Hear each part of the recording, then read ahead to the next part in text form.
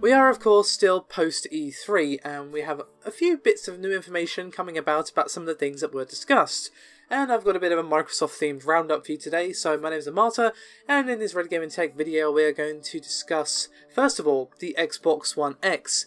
Of course, one of the things that we learned during Microsoft's conference was the price tag, which of course is $499. And in a brief interview with Business Insider, Phil Spencer was asked essentially if Microsoft is actually making a profit on the console at point of sale. And the answer seems to be a simple no. But that doesn't necessarily mean they're taking a loss. When he was asked if they are taking a loss on it, he said, quote, "I didn't answer it that way," a rather intentional not offering any more detail, and obviously a bit of a dodging of the question there. And obviously, it's hardly surprising that the Xbox One X is expensive to produce. It is of course very, very powerful for a console. It is the most powerful console ever built. That's not hyperbole. It is true, and it is by a long shot as well. And not only is it the most powerful Xbox ever made, or console ever made, it is of course the smallest Xbox that there is, even smaller than the S as far as I understand. And obviously small means custom, and custom means it costs more than a standard part. And obviously the size isn't the only reason why they need custom parts. Obviously what they actually want from the console, they've got that sort of vapor cooling system, all this other stuff. You know, some of it is going to have to be custom made because of Microsoft's requirements for the machine. But like most other console manufacturers, Microsoft doesn't just need the hardware in terms of making money on the console. Of course, you know, when you're talking of console, you're thinking, just for example, on Xbox, you're thinking Xbox Live and Xbox Gold and Game Pass, and obviously the games themselves. And Spencer actually did touch on this a little bit. He said, quote, "I don't want to go into the numbers, but in aggregate you should think about the hardware part of the console business is not the money-making part of the business. The money-making part is in selling games." So basically he's saying that it's not actually that bad that they're not making any money on the Xbox One X, and it's fairly likely, judging from his comments, that they're just about breaking even, or they're taking a small loss on the Xbox One X.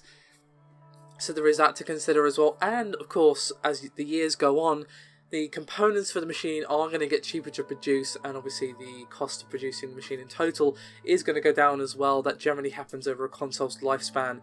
So yeah, basically Microsoft have the longer picture in mind. And not only this, obviously they don't just have console, they are Microsoft after all. Not only do they have PC gaming, they have, you know, PC in general, and they've got phones and tablets and blah blah blah blah. But when it comes to gaming, even then they are looking at the bigger picture.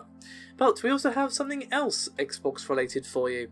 Recently I discussed how Phil Spencer wants to bring original Xbox games to the PC platform via, of course, emulation. Now we have an interesting rumour courtesy of Gizmodo. We're basically saying that the accessory maker Hyperkin is actually planning on bringing the original Xbox controller, nicknamed the Duke, to the PC. Apparently, however, it isn't just going to be a carbon copy of the original Xbox controller. There is going to be some improvements. It will have the black and white buttons that you may recall above the face buttons, that being X, Y, B and A. The logo that was in the middle of the controller will apparently be replaced with an LCD screen showing an animated logo, and also it's going to be completely wireless. It is of course going to be working with the Xbox One and PC, but unfortunately there's no details on pricing or availability. But Hyperkin are apparently saying that the Duke is going to be a limited edition release. Hopefully we don't have an NES Classic level stock shortage on our hands. If that's the case, I'm sure they're aware that a lot of people actually really like this old controller. It is obviously was quite bulky, but obviously if you have larger hands, that could actually be a point in the controller's favour. And lastly, I just want to discuss the response from Phil Spencer regarding the whole controversy surrounding Sony and their refusal to put cross-platform play on both Rocket League and, of course, Minecraft.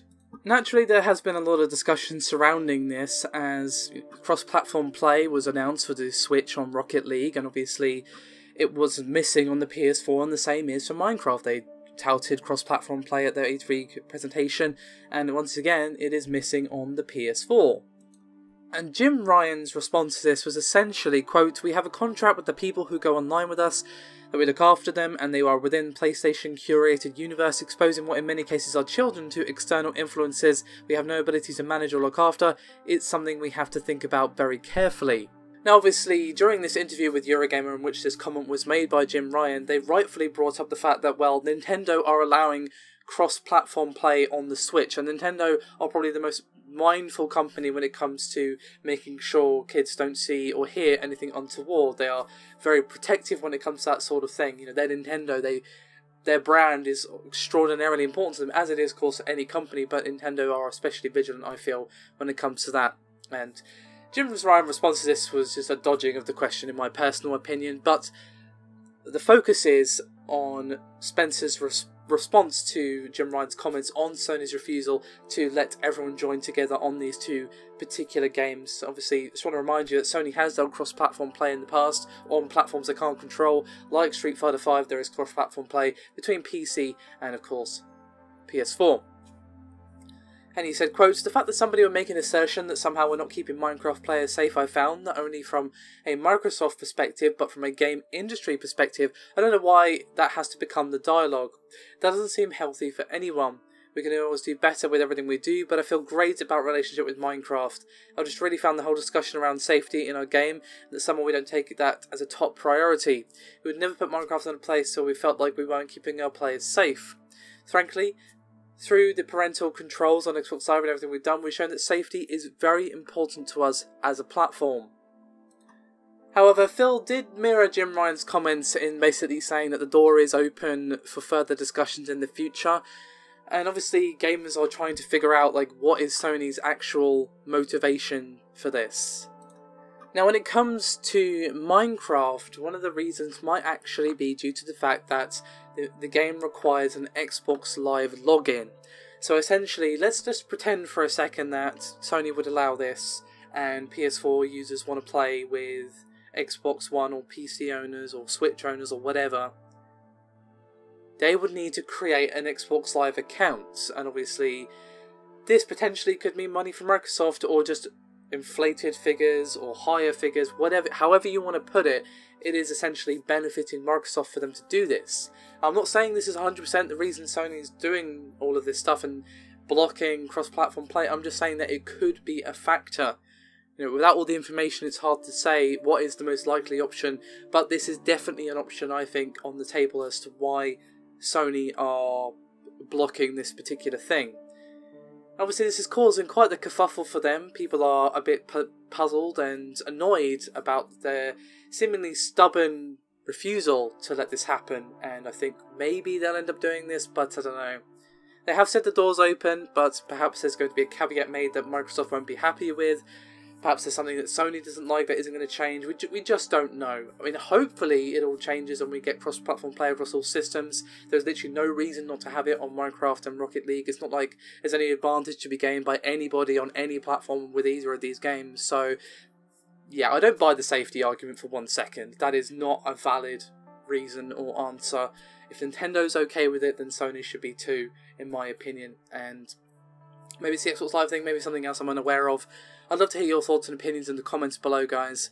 As always, your support is definitely appreciated. Thank you very much for watching. As always, I'll see you next time.